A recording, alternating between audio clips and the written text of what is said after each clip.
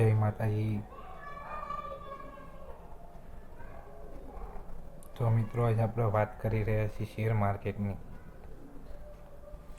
તો સાચામાં સાચું તમને કહું તો શેર માર્કેટમાં કોઈ દિવસ વ્યાજે પૈસા લઈને નહીં રમવાનું. કારણ કે વ્યાજે પૈસા લઈને જો તમે રમો છો તો એ તમારી મોટામાં મોટી ભૂલ છે. કારણ કે શેર માર્કેટ એવું છે કે એ તમને તમારા કિસ્મત હશે તો 1,00,000ના 50,00,000 કરી દીધું. જો તમારું કિસ્મત નહીં હોય અને તમને નહીં આવડતું, કિસ્મત કરતાંય તમને આવડતું હોય તો જ રમો. જો તમને નહીં આવડતું હોય તો 1,00,000નો ઝીરો થઈ જશે. અને ઝીરો થઈ ગયા પછી જો તમે વ્યાજે લાવ્યા હશે તો વ્યાજવાળો તો તમને છોડશે નહીં. એટલે તમારા 1,00,000 તો જે અને વ્યાજવાળાના પૈસા ઊભા. આવડી રીતે ખૂબ હું તકલીફમાં આવી ગયો મિત્રો. એટલે મારી તકલીફ જોઈને હું તમને એવું કહું છું કે તમે આ ના કરશો. અને જો તમને ફાવતું હોય તો થોડું તમે રમો. તમારી સેલેરી હોય, કોઈ નોકરી કરતા હોય તો 10,000 સેલેરી હોય તો 2,000નું જ કરો. અને હું તો કહું છું ના આવડતું હોય તો રહેવા જ દો. બાકી જો તમને ઇન્ટરેસ્ટ હોય તો તમારે પાછળ બેકઅપ હોય કે હું 2,000 મારી જોડે જતા રહે તો કોઈ વાંધો નથી, તો એટલું જ કરો. બાકી તમે વ્યાજે પૈસા લઈ અને આ બધું કરી અને પછી શેર માર્કેટમાં જો તમે રમવા જશો તો ખૂબ મોટા મુશ્કેલીમાં આવી જશો. અને એ મુશ્કેલી એટલી બધી હશે કે તમે કોઈને કહી નહીં શકો.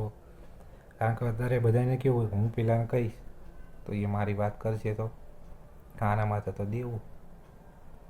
આપણી દરેકને બીક લાગે અને દરેકને એવું થાય કે આમ મારી વાત બહાર ના જવી જોઈએ.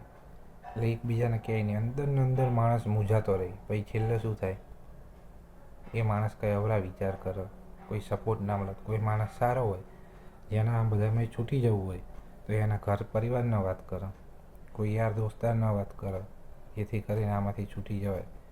પણ જે માણસ અંદર ને અંદર મૂંઝાયા કરે એ માણસને કોઈ રસ્તો ના મળે સાહેબ.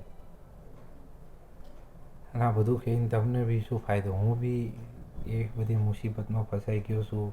તો કોઈ બી રસ્તો નહીં મારી જોડે નીકળવાનો. પણ ધીરે ધીરે કરીને જોબ કરું છું તો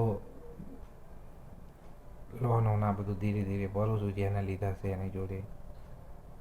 અને જે બી માગતા હોય એમને બી હું કહી દઉં છું કે ભાઈ વાર લાગશે, બહુ બર ના કરતા, શાંતિ જીવવા દેજો. પૈસા તમને વાર લાગશે પણ આપી દઈશ. કોઈનું મારે બૂચ મારવું નથી. જેની જોડે લીધા છે થોડી વાર થશે પણ બધાને પૈસા આપી દઈશ. મારે કોઈના પૈસા રાખવાના થતા નહીં. પણ મારી જોડે પગાર થોડોક આવતો હોય ને 10 જણા માંગનારા આવે, હું બધાને કેમ ન આપું? 10માં એકને આ મહિને આપું, એકને પેલા મહિને આપું, એમ કરીને ધીરે ધીરે હું આપી દઈશ બધાને. પણ વાર લાગશે તો પ્લીઝ મહેરબાની કરીને મિત્રો જીવવા દેજો. અને તમારા સહકારની ખૂબ જરૂર છે. તો ચેનલને સબસ્ક્રાઈબ ને એવું કરજો.